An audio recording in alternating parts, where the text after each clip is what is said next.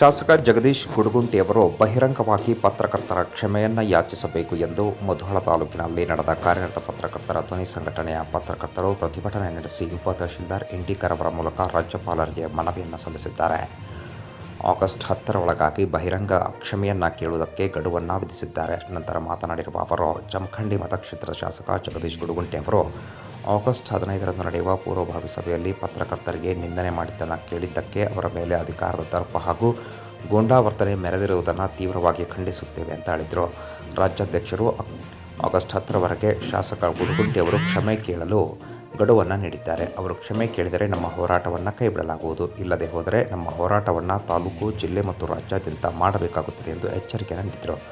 ಈ ಸಂದರ್ಭದಲ್ಲಿ ಮಾರುತಿ ನಾಯಕ್, ಕಾಳಪ್ಪ ಮೇತ್ರಿ, ಮೃತ್ಯುಂಜಯ ಹಿರೇಮಠ್, ಸಂತೋಷ್ ಶೇರ್ಖಾನೆ, ಶಿವ ಹಿರೇಮಠ್, ಅನ್ವರ್ ಮುಲ್ಲಾ ಸೇರಿದಂತೆ ಇತರರು ಉಪಸ್ಥಿತರಿದ್ದರು.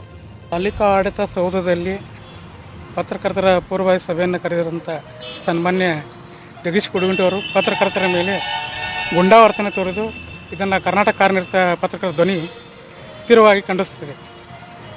ಜಮಖಂಡಿ ಶಾಸಕ ಅವರ ದರ್ಪ ದೌಲತ್ತುಗಳನ್ನ ಏನೇ ಇದ್ದರೆ ಅವರ ಮನೆಯಲ್ಲಿ ಇಟ್ಕೋಬೇಕು, ಇದನ್ನು ಹೊರತಾಗಿ ಪತ್ರಕರ್ತರ ಮೇಲೆ ಮಾಡಬಾರದು ಅಂತ ಹೇಳಿ ಈ ಮೂಲಕ ಅವರಲ್ಲಿ ಆಗ್ರಹಿಸುತ್ತೇನೆ. ಇದೇ ಬರುವ 10ನೇ ತಾರೀಕಿನಂದು ಅದರ ಒಳಗಾಗಿ ಪತ್ರಕರ್ತರ ಕ್ಷಮೆ ಕೇಳಿದರೆ ಕರ್ನಾಟಕ ಕಾರ್ಯನಿರತ ಪತ್ರಕರ್ತರ ಧ್ವನಿ ಇಡೀ ರಾಜ್ಯಾದ್ಯಂತ ಪ್ರತಿಭಟನೆ ಮಾಡಲಾಗಲೆಂದು ಈ ಮೂಲಕ ಅವರಿಗೆ ಎಚ್ಚರಿಕೆ ಕೊಡುತ್ತೇನೆ. ನಾನು ಕಾಳಪ್ಪ ಮೇತ್ರಿ ಅಂತ ದಲಿತ ಗರ್ಜನೆ ಪತ್ರಿಕೆಯ ಸಂಪಾದಕ. ಜಮಖಂಡಿ ಶಾಸಕರಾದ ಶ್ರೀ ಜಗದೀಶ್ ಗುಡಗುಂಟಿ ಇವರ ಗುಂಡಾಗಿರಿ ವರ್ತನೆಯನ್ನು ಪತ್ರಕರ್ತರ ಮೇಲೆ ಭಾಳ ನೋವಾಗೋ ಥರ ಮಾತಾಡುವುದು ಮತ್ತು ಲೋಕಲ್ ಪತ್ರಕರ್ತರು ಅನ್ನೋದು, ಮತ್ತು ಇದು ನಮ್ಮ ಪತ್ರಕರ್ತರಿಗೆ ಅವಮಾನ ಮಾಡುವಂಥ ವಿಷಯ. ಇವರ ಗುಂಡಾವರ್ತನೆಯಿಂದ ನಮಗೆ ಭಾಳಷ್ಟು ಅವಮಾನ ಆಗಿದೆ. 10ನೇ ತಾರೀಕಿನ ಒಳಗಾಗಿ ಇವರು ಕ್ಷಮಾಪಣೆ ಕೇಳಿಲ್ಲ, ರಾಜ್ಯಾದ್ಯಂತ ಉಗ್ರ ಹೋರಾಟವನ್ನು ಮಾಡಬೇಕಾಗುತ್ತೆ.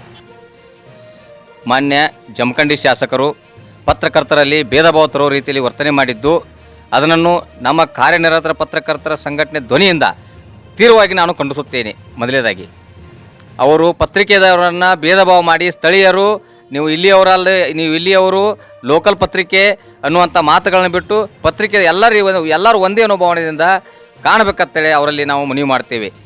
ಮತ್ತು ಇಷ್ಟು ಮೀರಿ ಜಗದೀಶ್ ಗುಡಗುಂಟಿ ಸಾಹೇಬರು ಅಪ್ಪಿತಪ್ಪಿ ಎಲ್ಲರೂ ಇದನ್ನ ವರ್ತನೆ ಮುಂದುವರಿಸಿದ್ದಾದ್ರೆ ಅವರ ವರ್ತನೆಗೆ ತೀವ್ರವಾಗಿ ನಾವು ಖಂಡನೆ ಮಾಡ್ತೀವಿ ಹಾಗೂ ಪ್ರತಿಭಟನೆಯೂ ಕೂಡ 10ನೇ ತಾರೀಕು ಮಾಡ್ತೀವಿ ಅಂತೇಳಿ ಮೂಲಕ ನಾವು ಮನವಿ ಮಾಡ್ಕೊಳ್ತೀವಿ.